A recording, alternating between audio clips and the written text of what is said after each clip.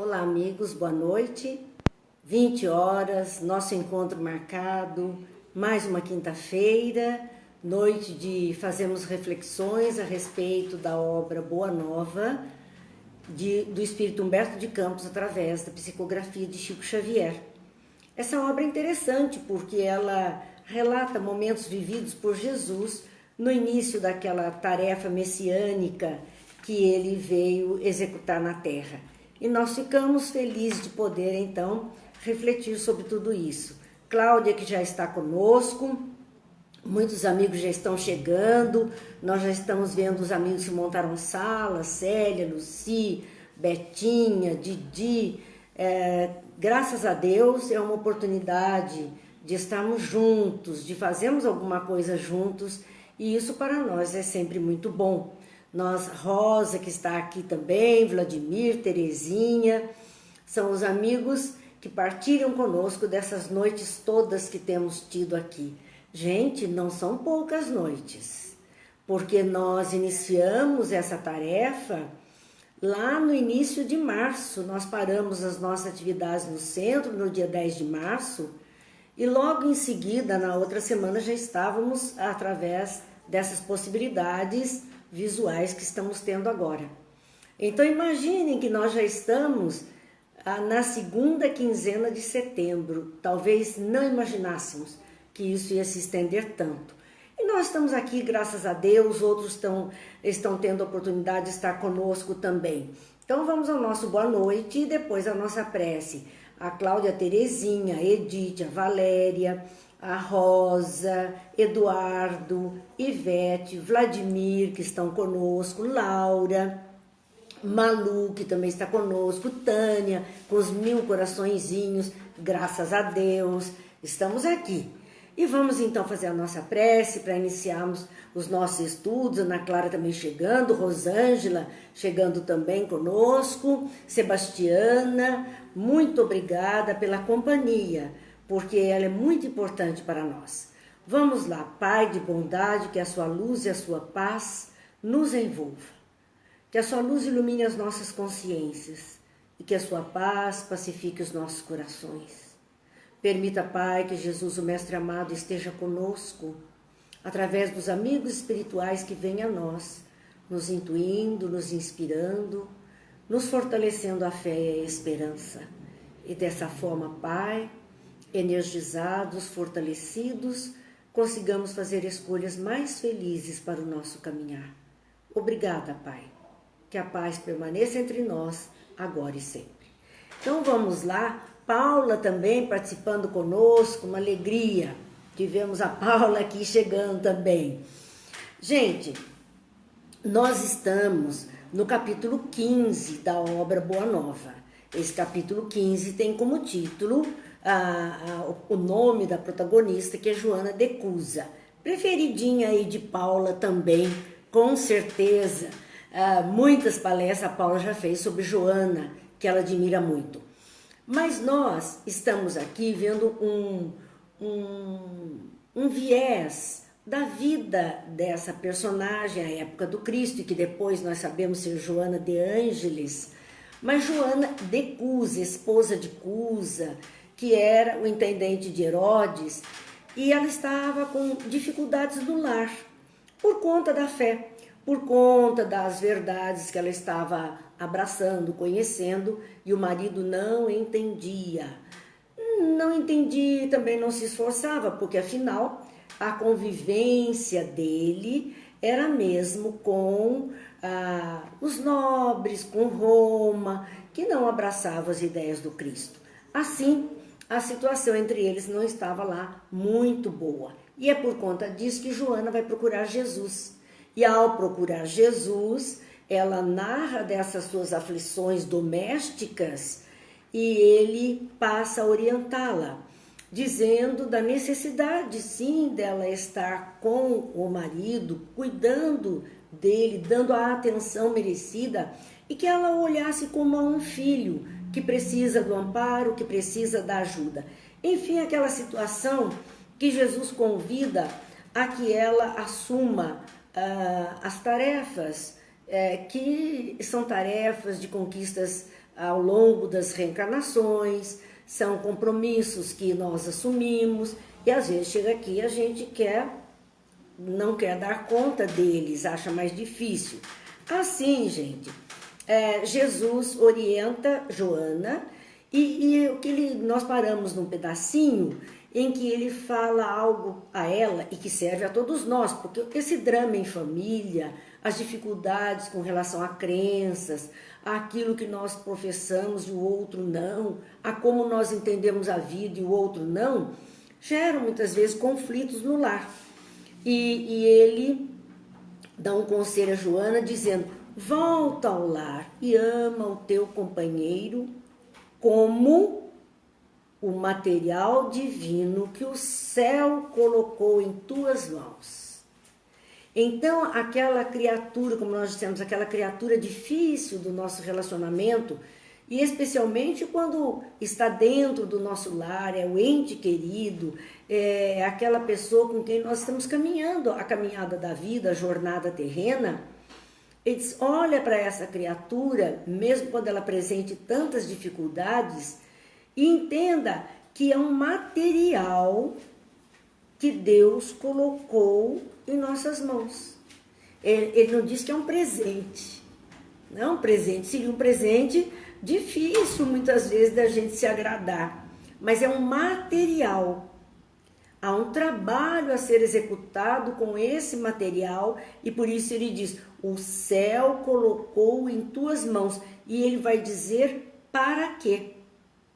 Para que tales uma obra de vida, sabedoria e amor.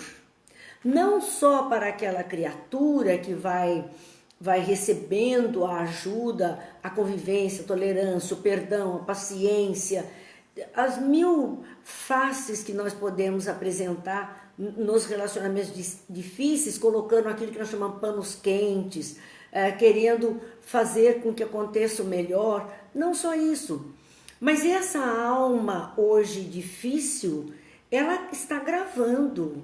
Não pensem que passa em branco. Ela está gravando o comportamento daquele que a tolera, que a perdoa, que tem paciência.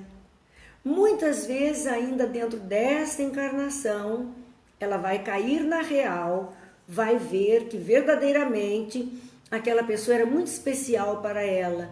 E muitas vezes ela pede perdão, ela busca um caminho diferente. Outras vezes não, vai continuar assim, esta encarnação, vai desencarnar só então perceber o valor daquela criatura e depois terá que voltar junto para então se desculpar e aprender a viver em harmonia.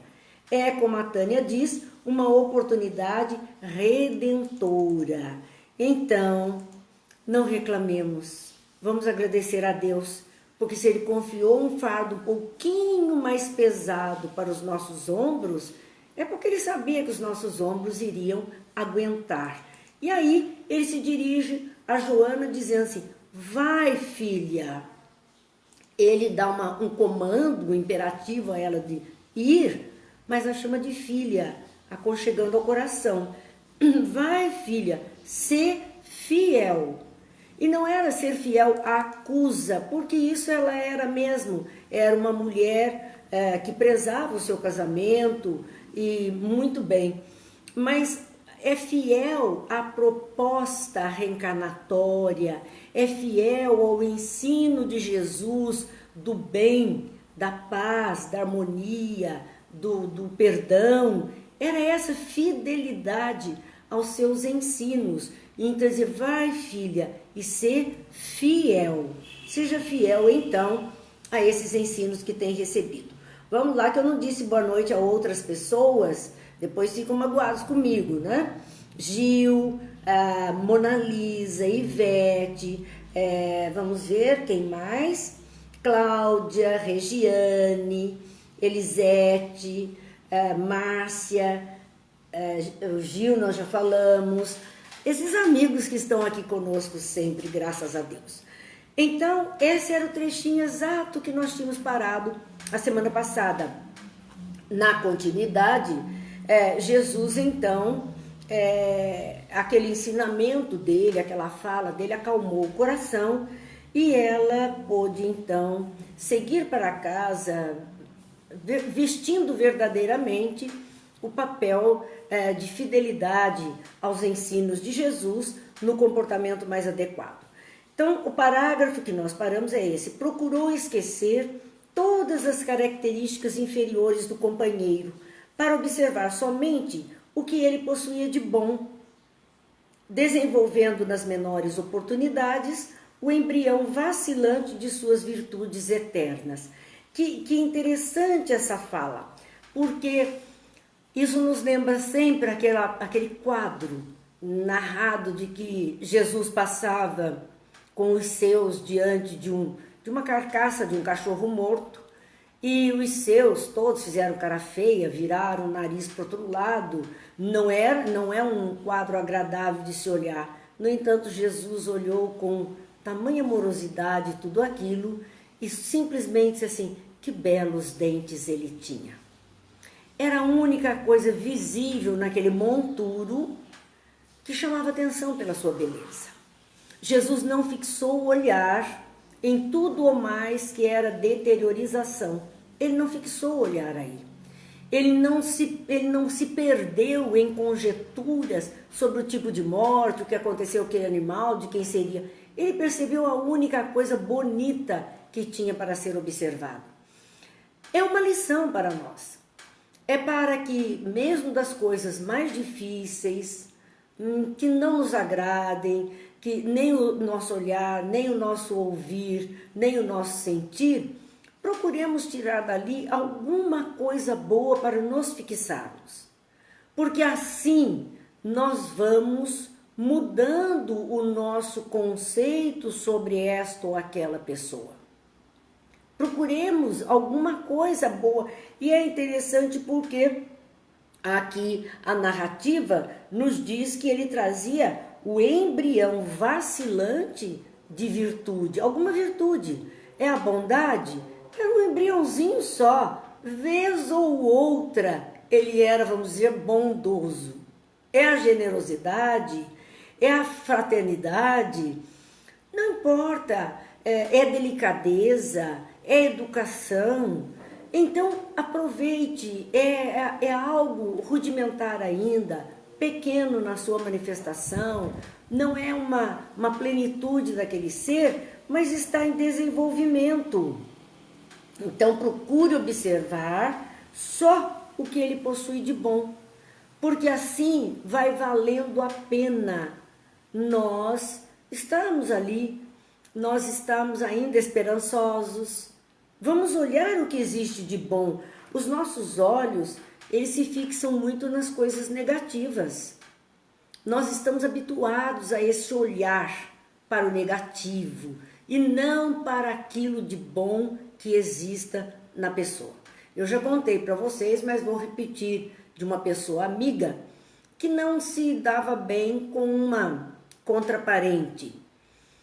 E elas eram antagônicas e meio indigesta uma para a outra. E ela então resolveu, lendo todas estas coisas de doutrina espírita, esses ensinos, ela resolveu olhar a outra procurando alguma coisa de agradável, para que quando ela olhasse aquela pessoa, ela não ficasse só na crítica, só no avesso da história. E aí ela percebeu que essa pessoa tinha assim, um nariz muito bonito, muito bem feito.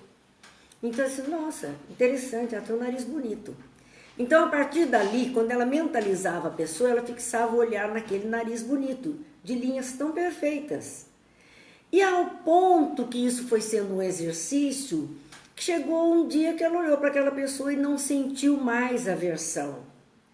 Aquela beleza que ela tinha encontrado em apenas um ponto na estrutura orgânica daquela criatura, serviu para minimizar todo o antagonismo e hoje são grandes amigas. Se tornaram grandes amigas, venceram as barreiras. Então nós precisamos buscar isso. Sabe, todos temos imperfeições, todos temos dificuldades, dureza de coração, todos pisamos às vezes na bola, nós sem querer ou querendo às vezes magoamos alguém, falamos o indevido. Nós todos, em escala maior ou menor, cometemos esse tipo de coisa. E de repente, algumas pessoas estão olhando para nós e vendo só o que existe de bom em nós. Então a elas nós somos muito simpáticas, ao outro nem tanto. Mas nós podemos fazer esse exercício também com as outras pessoas. Então nós vemos o conselho de Jesus para que a gente observe mesmo o embrião vacilante das virtudes eternas, porque as virtudes são eternas. Quando nós desenvolvemos esses embriões, porque a virtude é a presença de Deus, é a manifestação divina. Somos filhos de Deus, então em princípio todos trazemos em nós germes da virtude, sementinhas das virtudes, porque essa é uma característica divina e nós somos seus filhos, o nosso DNA divino está trazendo isso. Mas fazer com que a sementinha germine já é um tempo, um trabalho, e quando a gente perceber esse germezinho brotando, vamos alimentar para que ele se torne uma planta forte, sólida, bonita. É esse o exercício evolutivo a que todos estamos sujeitos. Então, continua a narrativa a nos dizer: mais tarde, o céu lhe enviou um filhinho, que veio duplicar os seus trabalhos, sem esquecer as recomendações de fidelidade que Jesus lhe havia feito. É claro, nós sabemos que filhos são uma beleza, nós amamos profundamente, mas duplicam o trabalho. E se ela já tinha uma cota de trabalho a dar conta pela posição que ocupava, mais a dificuldade com o marido, ainda com uma criança, claro que o trabalho dela aumentou. Mas ela, diante da fidelidade que Jesus lhe havia pedido, ela foi levando a vida da melhor forma possível. Os anos passaram e o esforço perseverante lhe multiplicou os bens da fé na marcha laboriosa do conhecimento e da vida. Ela continuou a sua marcha, a sua caminhada, e com isso ela pôde então fortalecer-se na fé, na esperança, cuidando do marido, cuidando do filho, cuidando dos afazeres que lhe competiam. Perseguições políticas desabaram sobre o seu companheiro. Lembra-se, ele era um intendente de Herodes, ele era um homem de poder naquela sociedade. Mas nenhum cargo ou nenhum encargo desse tipo é para sempre. Nós sabemos que muda o governo e muda todo mundo. Muda o posicionamento ou interesse, muda todo mundo. E aquele que entra persegue o outro. É sempre. Isso é uma constante no comportamento do homem. E ele passou por essas perseguições políticas. Ela se mantinha firme diante das dificuldades que começavam a enfrentar em família. Ele sendo perseguido, ela mantinha-se firme. Torturado pelas ideias odiosas de vingança, pelas dívidas insolventes, pelas vaidades feridas, pelas moléstias que lhe vitimaram o corpo, desencarnou. Cusa não suportou. Perder a posição social, perder o cargo, sofrer perseguição, sofrer dificuldades, ficar endividado. Muitas pessoas reagem desta forma, diante das dificuldades da vida. Especialmente quando essas pessoas não têm uma fé sólida, não têm uma crença, não se agarram a alguma coisa que possa lhes dar a força. Então, ele tinha a perseguição, ele começou a trabalhar ideias de vingança, isso é muito ruim. Ódio é algo que vai trazer doença para nós mesmos. Quando nós odiamos a alguém e queremos a vingança, é aquilo, nós queremos que o outro morra, mas somos nós que estamos tomando o veneno. Nós queremos que o outro se acabe, mas o veneno quem está tomando somos nós. Nós estamos nos envenenando com esse comportamento, com essas ideias. E acontece que o corpo reage. E as doenças no corpo se somatizam, elas vão aparecer. Então ele tinha isso, dívidas que ele não conseguia mais dar conta, ele estava enterrado em dívidas, e vaidades feridas. O poder, a posição social, a beleza, a riqueza, o luxo, tudo isso ele foi perdendo. E a sociedade é impiedosa. Você tem muitos amigos, dependendo do ambiente que você frequenta, por conta deste ambiente que você frequenta. Porque a hora que não puder mais frequentar, que tiver algum revés na vida e tiver que abrir mão deste grupo, muitos daqueles, raríssimas exceções, vão sobrar. Muitos vão desaparecer. Muitos vão esquecer. Então, imagine para o núcleo social que ele vivia, perceberem toda essa derrocada em que ele se encontrava.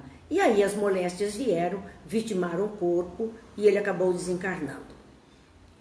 Joana suportou os dissabores mais amargos, fiel aos seus ideais divinos, edificados na confiança sincera. Ficou viúva, pobre, sem posição social, com um filho para criar. São situações para a mulher na época terríveis, porque a mulher sem marido era nada. A viúva era explorada pelos sacerdotes do templo no sentido de que eles tomavam todas as posses e ela ia para a rua, com um filho para criar. Então, a classe dessa mulher era como que ela fosse desclassificada daquela vida social. E ela, então, não tinha ainda um filho adulto que pudesse representar o papel do homem da casa, como a gente costuma dizer. Por conta disso, a situação dela era muito difícil. Mas ela permanecia firme na fé, nos seus ideais divinos e na confiança sincera em Deus, nos ensinamentos que Jesus trazia. Premida pelas necessidades, claro, necessidades materiais que ela estava vivendo, ela procurou trabalho para se manter com o filhinho. Imaginem, uma mulher de sociedade que não trabalhava, ela tinha escravos, ela tinha pessoas que a serviam o tempo inteiro em casa. E tinha as amigas que pertenciam ao mesmo nível social. E agora ela estava procurando trabalho com essas amigas para servir como empregada nas casas dessas amigas. E ela foi procurar, porque a necessidade, ela tinha que comer, ela tinha que sobreviver, ela tinha que morar, ela e o filho, ela foi procurar. Quer dizer, a gente vê muita história de vida assim, muitas, e muitas vezes a gente não percebe naquele meio, ou não recebe do meio a que estava habituada, a força. Será outro meio, outras criaturas que virão dar força, porque aquele meio talvez nem responda à esperança que se tinha de um trabalho. Algumas amigas nobres lhe chamaram a atenção. Como ela, uma dama, uma mulher de sociedade, e agora querer trabalho? Lhe chamaram a atenção. Não condizia com o tipo de vida, o tipo o grau social que ela vivia. Ela então esclareceu-as que Jesus igualmente trabalhava, calejando as mãos dos serrotes da carpintaria. Quer dizer, se Jesus, que era o mestre, a quem ela seguia, a quem tantos reverenciavam, trabalhava como carpinteiro, ajudando o pai, fazendo depois a tarefa do pai para o sustento da família, se ele trabalhava, qual era o problema dela trabalhar também? É isso que ela justifica. Cheio de alegria, esqueceu o conforto da nobreza material. Dedicou-se aos filhos de outras mães. Então foi ser aquela babá governanta que cuidava de outras crianças nas casas. Ela foi trabalhar, cuidando dos filhos de outras mães. Ocupou-se com os mais subalternos afazeres domésticos para que seu filho tivesse pão.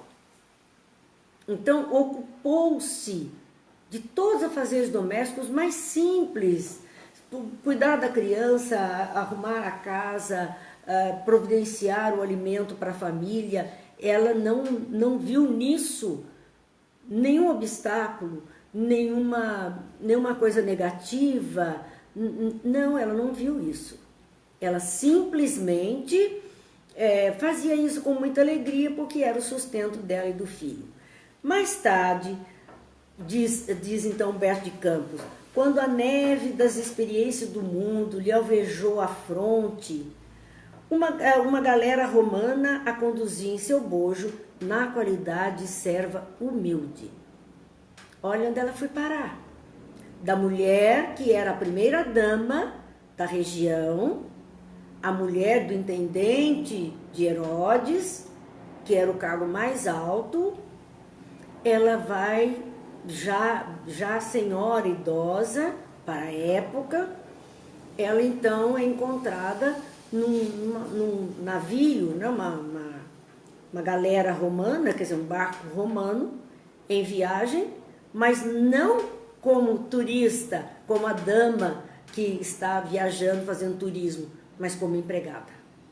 Num trabalho de serva humilde. Ela estava ali para servir alguém. Ela desceu todos esses níveis materiais. No ano 68 depois de Cristo, as perseguições se tornaram intensas contra os cristãos.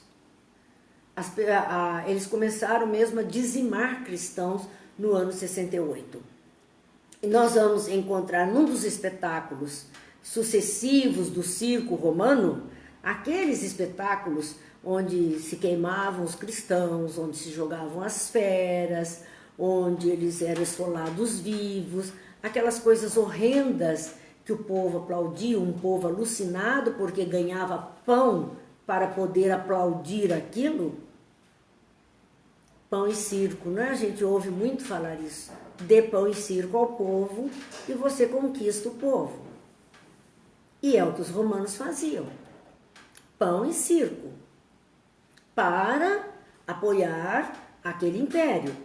Então, ali, naquelas apresentações do circo, no ano 68, narra Humberto de Campos, uma velha discípula do Senhor, amarrada ao poste do martírio, ao lado de um homem novo, que era seu filho. Olha onde Joana de Cusa foi parar. Na arena de um circo romano. Amarrada a um poste de martírio. Ela ia ser martirizada. E tinha ao seu lado um jovem, num outro poste, um homem jovem, que era o seu filho. Ele viveu com ela todo esse tempo no seu sacrifício, na sua luta, mas eles estavam sempre juntos. E até na fé.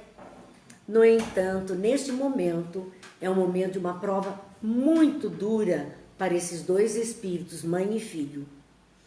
E começam as primeiras flagelações. Imaginem que coisa horrível. Aquele que estava amarrado a um poste de martírio, observando o flagelo do outro que estava na ordem da fila, era o primeiro, o segundo, o terceiro, até chegar a sua vez. Você enxergando tudo isso que estava acontecendo, sabia o que iria passar. Imaginem o sofrimento dessas criaturas. E isso é uma realidade, isso não é uma fantasia, não é uma novela, não é um filme épico. É narrativa histórica, é vida, é comportamento humano. Então ela contempla os céus naquele local, quando começam as primeiras flagelações, e chega perto dela o executor cruel, porque tinham aqueles que executavam os flagelos, as dores, os castigos, as mortes. E aqui há o detalhe, o executor cruel significa que aquela criatura que estava no papel de executor, de cobrar, né, de castigar, tinha prazer nisso. Era cruel. A natureza dele era assim. Nós vamos ver fato semelhante na época dos escravos, com aqueles feitores que castigavam os escravos. Haviam feitores bons, humanos, piedosos, mas haviam feitores cruéis, que tinham prazer em ver o outro sofrer. E aí está tudo reencarnado hoje. Muitos mudaram um pouquinho, outros mudaram nada, outros que aplicaram os flagelos, hoje sofrem flagelos. A vida se encarrega das experiências, todas elas que nós necessitamos. Então esse executor cruel chega a ela e diz: abjura, ou seja, desiste da sua fé, diz que você não acredita mais nesse Cristo, abra mão disso. O abjurar é negar a fé. O que foi falado para ela era: negue a sua fé, abjura. E ela olha para os céus, sem uma palavra de negação da fé ou de queixa pelo sofrimento. Não disse nada, olhou para os céus. Com certeza o seu pensamento voou para os pés do Cristo. Com certeza, os céus se abriam para que ela pudesse receber essa força. O açoite vibra sobre o rapaz, seminu, que exclama em lágrimas: repudia Jesus, minha mãe. Esse é o pior castigo. Mais do que ela ser castigada na carne, na própria carne, era ver castigar o filho. Era colocar algum castigo para o filho. Para qualquer mãe é assim. A gente diz: eu preferi que fosse em mim.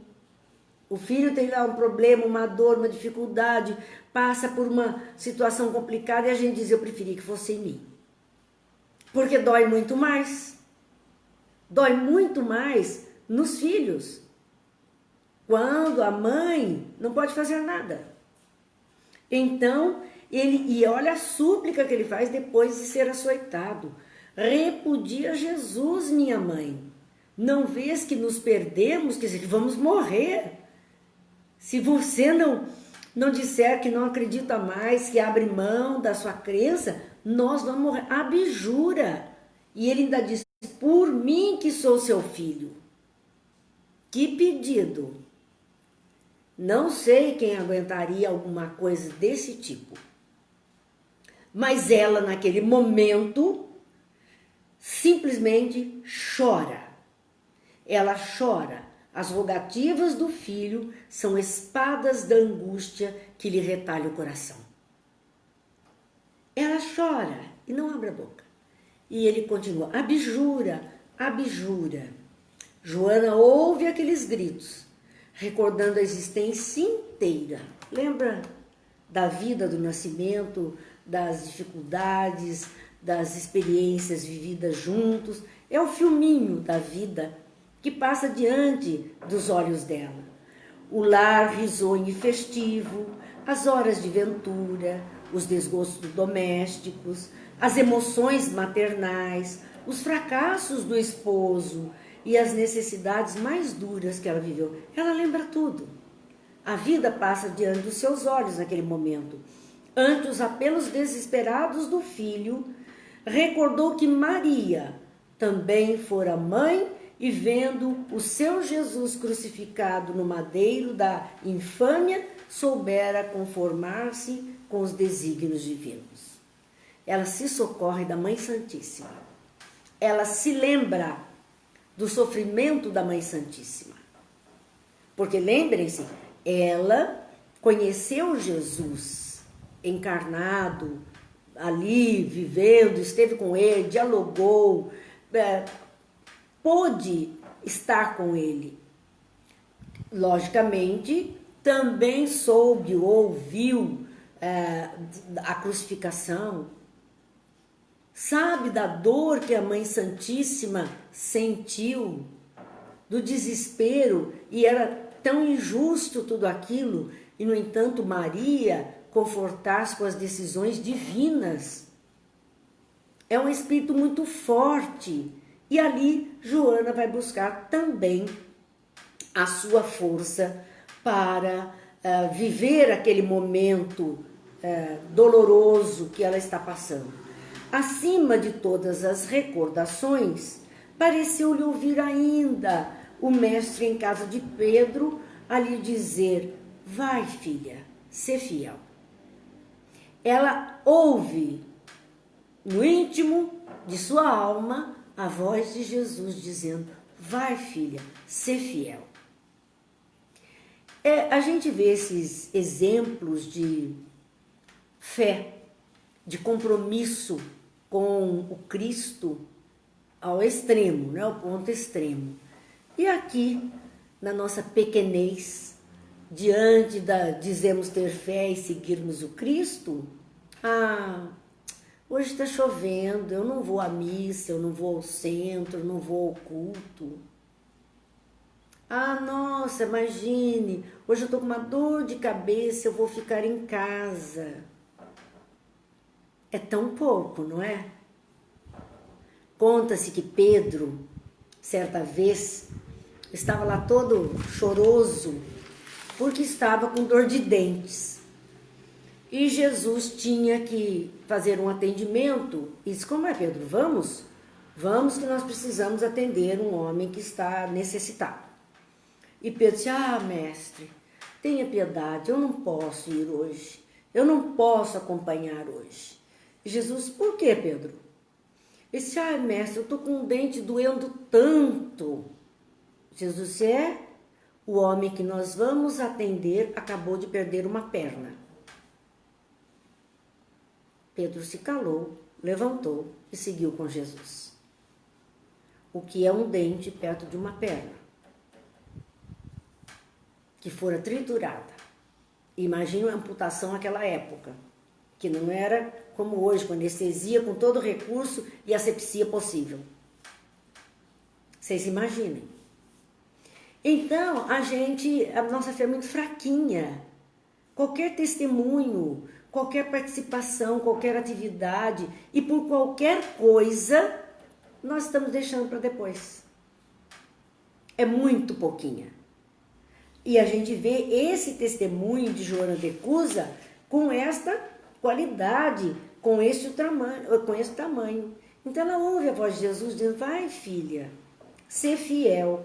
Então, contemplando a primeira vítima ensanguentada, a que tinha sofrido antes dela o flagelo, que já estava morta, ensanguentada, triturada, exclamou firmemente: cala-te, meu filho. Jesus era puro e não desdenhou o sacrifício. Saibamos sofrer na hora dolorosa, porque acima de todas as felicidades transitórias do mundo, é preciso ser fiel a Deus.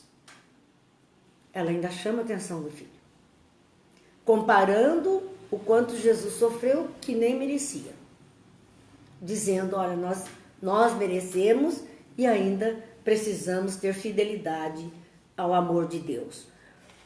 O povo, com aplausos delirantes, assistia a tudo aquilo. Todo esse flagelo, toda essa dor, eles assistiam. Os verdugos lhe incendiavam em derredor, colocaram fogo em Joana, em seu redor. Achas embebidas em resina inflamável.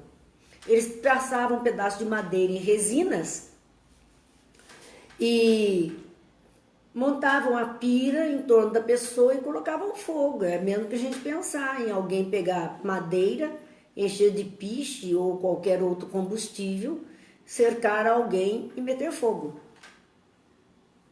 Dá até pra gente pensar, será que não é esse povo que anda aí colocando fogo no Pantanal, colocando fogo na Amazônia, colocando fogo nas bordas de estradas? Porque parece que eles têm uma fixação pelo fogo, um desejo de ver tudo arder, cercando animais, cercando pessoas.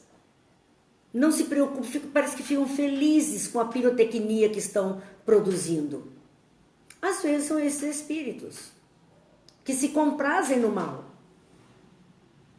que vieram para fazer diferente, para agir de forma diferente e aprender coisas diferentes.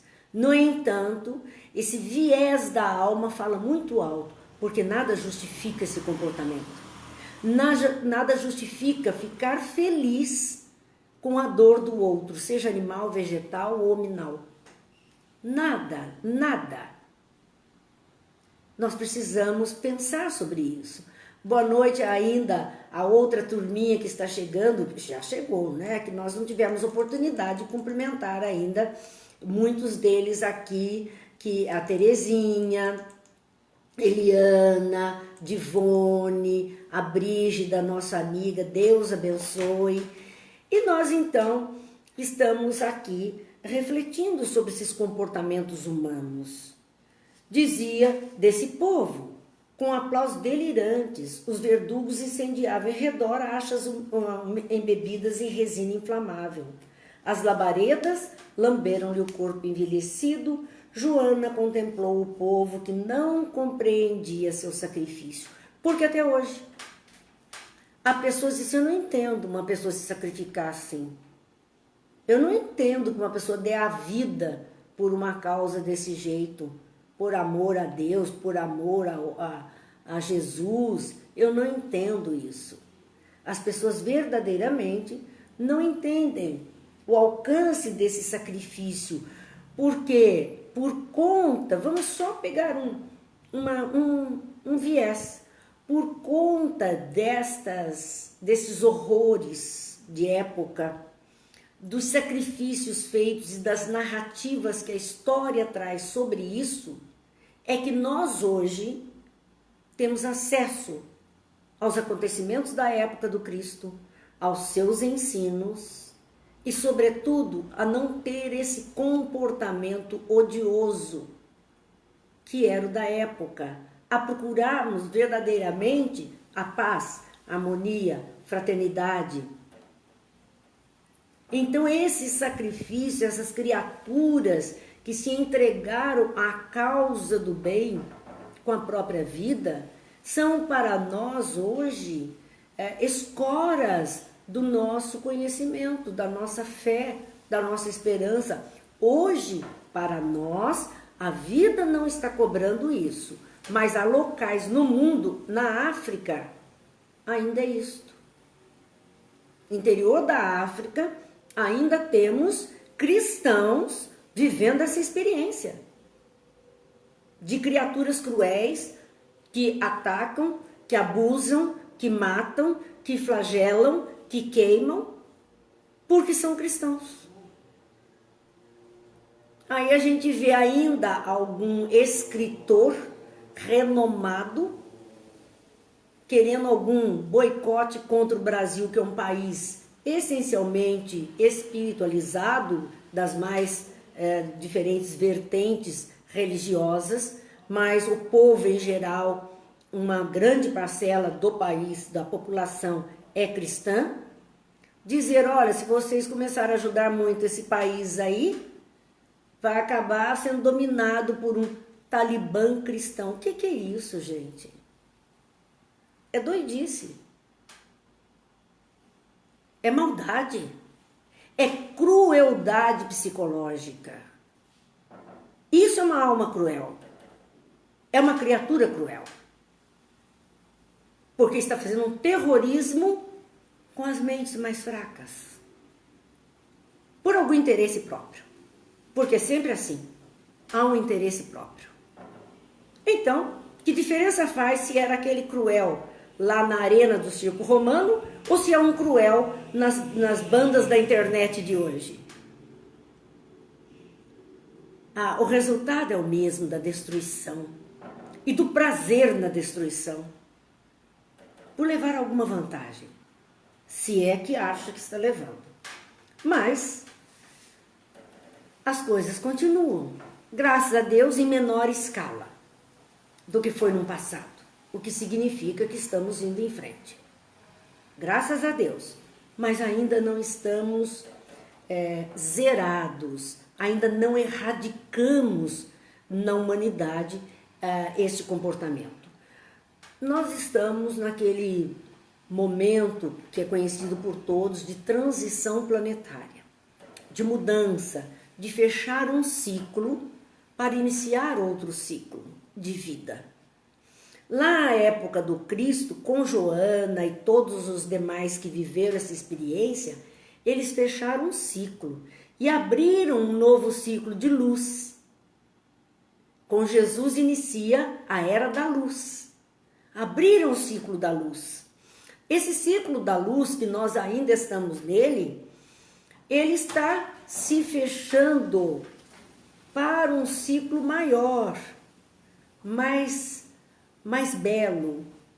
Então, esses remanescentes do mal, que ainda trazem na alma essa alegria da maldade, eles estão tendo a última oportunidade de redimir-se, de retificar a trajetória. Então, eles vão processando essa oportunidade para dizer, olha, se você melhora, você vai ficar. Se você não melhorar, você vai para um planeta compatível com o seu grau evolutivo. Deus não castiga. Ele é tão justo e tão bom que vai mandar a criatura para o lugar onde ela vai se sentir bem, entre os maus. É isso que ela gosta, é isso que ela vai ter. E assim, o mundo vai ficando aliviado desse tipo de comportamento. Então, neste momento em que o povo está aplaudindo, em que os verdugos estão incendiando tudo, e ela contempla os céus, né? E ela contempla o povo que não compreendia o seu sacrifício e ainda diziam impropérios, xingavam de todas as formas, e impropérios do tipo, o teu Cristo soube apenas ensinar-te a morrer, porque eles não entendiam. Jesus foi sacrificado e todo cristão era sacrificado, foi isso que ele ensinou, eles falam, né? E ela tem uma resposta fantástica. Não apenas a morrer, mas também a vos amar. Não é a morrer pelo sacrifício, mas o Cristo ensinou que a morte é física, porque a vida continua. Os que desencarnam estão seguindo a sua jornada, estão vivendo em planos mais tranquilos, acolhidos, em recuperação, em trabalho, porque tudo continua. Então, o Cristo ensinou a morrer bem, a morrer com essa esperança de vida, de continuidade. Foi isso que ele ensinou, mas assim, ele não ensinou só isso. Ele ensinou a vos amar, ainda aquele inimigo. Por isso Cristo diz, ama o teu inimigo. Amar estes que são difíceis, esses que são grosseiros, esses que são duros. E às vezes as pessoas confundem, porque dizem assim, mas amar, né? Como vai amar uma criatura desse jeito? Gente, amar é cuidar, é ter olhar para, em direção de, se possível atender. Então, amar o inimigo não é querer conviver, porque o próprio Evangelho segundo o Espiritismo tem uma página sobre amar o inimigo, e diz lá que nós não podemos ter pelo inimigo o mesmo amor que temos pelo amigo. O amigo merece a nossa atenção, nosso carinho, nossa aproximação. O inimigo não dá para se aproximar, mas dá para não lhe desejar o mal. E o Evangelho é claro nisso. Amar o inimigo é não lhe desejar o mal. Se porventura algo lhe acontecer, a gente não ficar felizinho porque algo aconteceu. Se possível, estender a mão. Esse é o amor. Não é conviver, não é ter prazer de estar juntos, não. mas é o amor de não mandar para aquela criatura uma energia ruim, de ódio, de destruição, de desejo do mal. Até porque, se nós fôssemos espertinhos, também não faríamos assim mesmo. Porque para eu emitir uma energia ruim em direção ao outro, eu tenho que me lembrar que essa energia foi produzida aqui dentro. E para produzir alguma coisa ruim, para poder emitir, sempre vai sobrar um pouquinho de coisa em nós mesmos. A fonte está contaminada. Então, não vale a pena. É disso tudo que Jesus falava.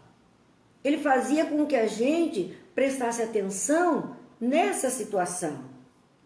E ali, Joana sentiu a mão de Jesus, a mão do Messias, a tocar seus ombros. Naquele momento de dor extrema, quando ela ainda foi capaz de dizer que ele não ensinou a morrer, mas ensinou a amar mesmo o inimigo, ela sentiu a mão do Messias tocar os seus ombros e escutou a sua voz carinhosa e inesquecível. Joana, tem bom ânimo, eu estou aqui. Imaginem, que coisa maravilhosa ela poder ser amparada por Jesus no momento da sua desencarnação. E ouvir essa voz que ela conhecia, mas tem o toque do carinho, desse amor de amigo, que não é só suportar, mas que é verdadeiramente cuidar. Então ele dizia, tem bom ânimo, eu estou aqui, você não está sozinha. Nós sabemos que nas desencarnações, por bênção divina, nós temos sempre o socorro, sempre. O momento da desencarnação, teremos sempre alguém que nos quer bem, dizendo, olha, tem bom ânimo, tem calma, eu estou aqui com você, você não está só.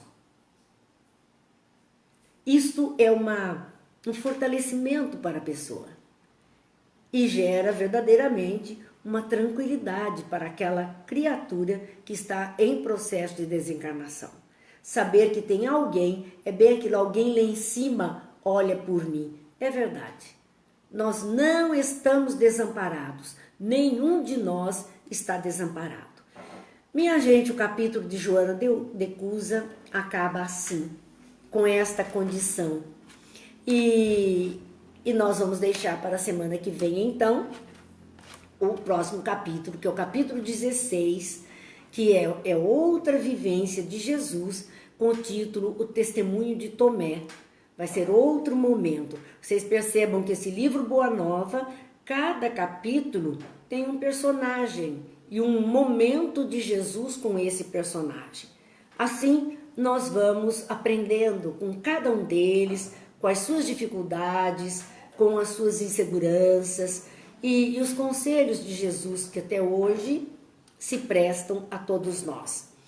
Vamos lembrar nesse instante que todos esses nossos momentos estão ficando registrados lá no canal do YouTube Marina Ferri. Fiquem à vontade e, se possível, cheguem até lá. Façam a inscrição, não paga nada não, inscrever-se, clica ali, pronto, está inscrito. Porque cada um que vai somando no canal e vai aumentando o número de pessoas, vai garantindo que esse material possa ficar ali, ocupando espaço. Eles vão perceber no YouTube que há um interesse naquele tipo de material e vão deixando ali para que outros possam também aproveitar. É pouco o que nós temos a oferecer, mas com certeza pode servir para muita gente que não tem nada e que pode ali buscar uma fonte de alguma coisa que lhe faça bem. Então não esqueçam disso, isso também é caridade, uma caridade nos tempos atuais, né? Gozado que nós entramos nesses mecanismos de celular, online, para coisas de banco, para documentos, para tudo. E não somos capazes de entrar para fazer uma caridade desse tipo que não vai onerar em nada ninguém. Vai permitir que outros se aproveitem da mesma coisa. Então, semana que vem, se Deus quiser, porque hoje a gente encerra a nossa semana de estudos, a semana que vem, se Deus quiser, estaremos juntos na segunda-feira, às 20 horas, nova jornada, até quando Deus quiser, estaremos fazendo esse encontro todas as noites. Agradecemos muito e vamos encerrar com a nossa prece de Cáritas, porque é uma prece que reflete muito tudo que nós pensamos, tudo que nós sentimos, e que ela diz: Deus, nosso Pai, que sois todo poder e bondade, dai força àqueles que passam pela provação, dai luz àquele que procura a verdade, ponde no coração do homem a compaixão e a caridade. Deus, dai ao viajor a estrela guia, ao aflito a consolação, ao doente o repouso. Pai, dai ao culpado o arrependimento, ao espírito a verdade, à criança o guia, ao órfão o pai.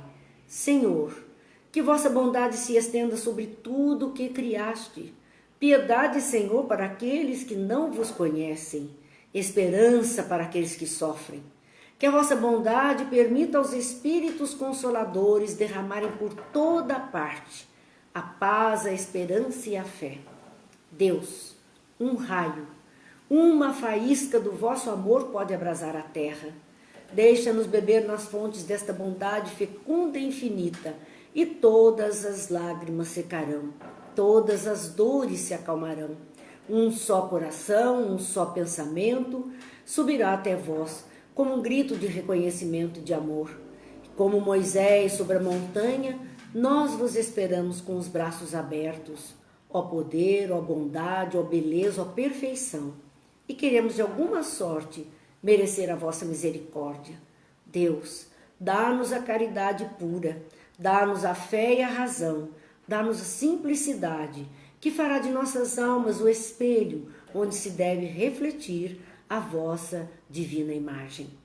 Que Deus nos abençoe, que Jesus nos ilumine, que as boas vibrações desses coraçõezinhos e sinaizinhos positivos que nós constantemente recebemos aqui possam verdadeiramente chegar à nossa atmosfera, à nossa psicosfera, produzindo em torno de nós um halo de paz que vai contaminar outras consciências, outros corações, levando essa energia saudável àqueles que mais necessitam. Que Deus ampare, que Jesus ilumine e que a paz esteja com todos, agora e sempre.